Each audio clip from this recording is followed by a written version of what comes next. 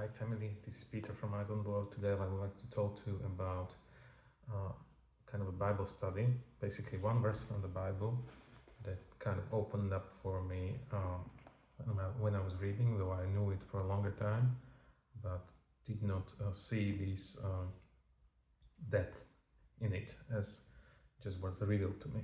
So I would like to read it. It's Matthew 11:30. Basically, it's for my yoke is easy and my burden is light. And I must say I was not fully sure about this verse in the past until it came to me in a new light that I would like to describe now. And this is imagine that like serving God and serving Jesus, it brings a lot of responsibilities. Like it is you are saved by grace. You have it's the best deal you could get in your life to accept Jesus as your Lord. But at the same time, there is a lot of commands you need to adhere to, and it's basically it's a strict, sort of a difficult path. But at the same time, it's your soul, or you like feel blessed and kind of as he describes exactly like that. The burden is light in a way that out of some reason you have this peace upon you. Even when you're going through tough times, you have tough battles, spiritual battles, and you have to really adhere to a lot of commands God issued, basically. Though it's not like the Old Testament that you have these so many rules and specific ones you have to follow, but at the same time you have many rules that you have to follow. The Holy Spirit helps you to fulfill them. There is something like you have this ability to go with peace through this, and the yoke is easy, because there is a yoke. You are bound with Jesus to Jesus forever, unless you betray Holy Spirit and you end up in hell, But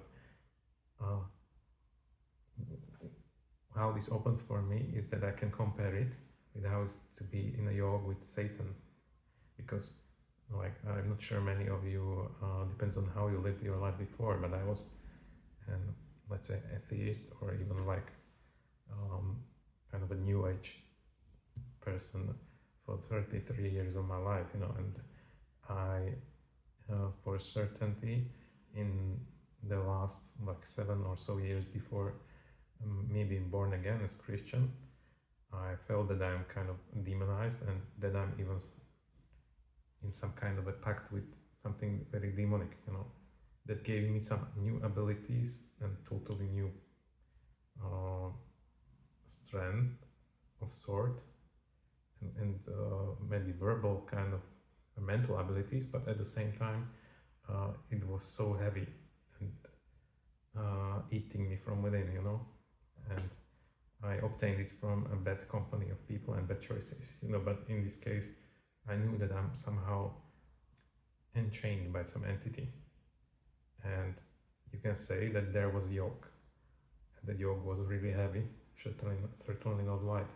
And in the spiritual terms, when you cannot be neutral, you cannot be simply as a person, as a human, you cannot be neutral.